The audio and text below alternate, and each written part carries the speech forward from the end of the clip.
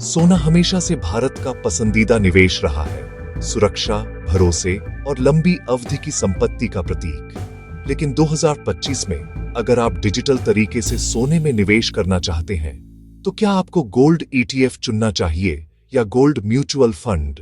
चलिए स्ट्रक्चर और एक्सेस से शुरू करते हैं। गोल्ड ईटीएफ स्टॉक एक्सचेंज पर ट्रेड होते हैं। इसके लिए आपको एक डीमैट और ट्रेडिंग अकाउंट की जरूरत होती है। ये रियल टाइम प्राइसिंग, तुरंत खरीदने और बेचने की सुविधा और कम एक्सपेंस रेशियो देते हैं, लगभग 0.5% से 1% तक। लेकिन याद रखें, ब्रोकरेज चार्ज और बिड आस्क स्प्रेड लागू होते हैं। वहीं दूसरी ओर गोल्ड म्यूचुअल फंड शुरुआती लोगों के लिए ज्यादा आसान है।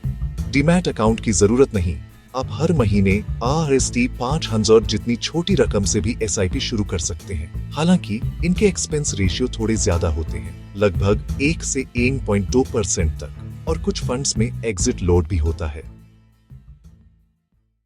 लिक्विडिटी से बहुत बड़ा फर्क पड़ता है। ETF में आप बाजार के समय में कभी भी खरीद और बेच सकते हैं, बिल्कुल एक स्टॉक की तरह। गोल्ड फंड्स, आप उन्हें सिर्फ दिन के अंत की NIV पर ही रिडीम कर सकते हैं। अब अगर सोना 5 साल तक सालाना 8% की दर से बढ़ता है, तो ETF 8% का रिटर्न दे सकते हैं, जबकि गोल्ड फंड लगभग 7.5% का रिटर्न दे सकते हैं। यानी RS10 लाख के निवेश पर RS 14.7 लाख बनाम RS 14.4 लाख। ये कोई बहुत बड़ा अंतर नहीं है, लेकिन समय के साथ यह बढ़ता जाता है। यहाँ एक ऐसी बात है जिसे ज्यादातर निवेशक नजरअंदाज कर देते हैं। टैक्सेशन बदल गया है।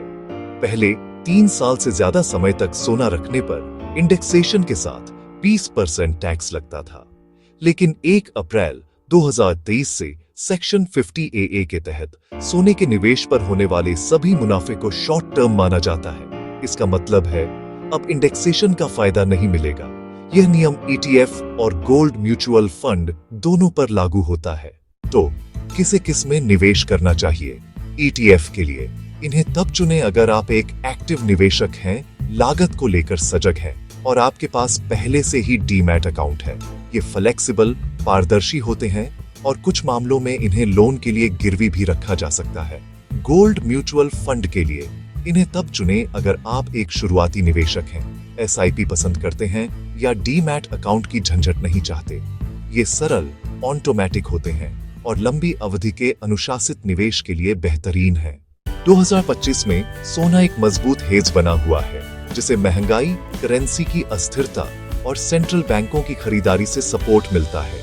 ETF और गोल्ड फंड दोनों ही आपको इस चमक का फायदा उठाने देते हैं। चुनाव आपके निवेश के तरीके पर निर्भर करता है। जैसा कि CA नितिन कौशिक कहते हैं, ETF लागत और लिक्विडिटी में आगे है, जबकि फंड्स सरलता और ऑटोमेशन में जीतते हैं। तो वह चुनें जो आपके स्टाइल के अनुकूल हो, क्योंकि सोना तो हर हाल में चमकेगा। और भी स्मार्ट इन्वेस्टिंग इनसाइट्स के लिए फॉलो करें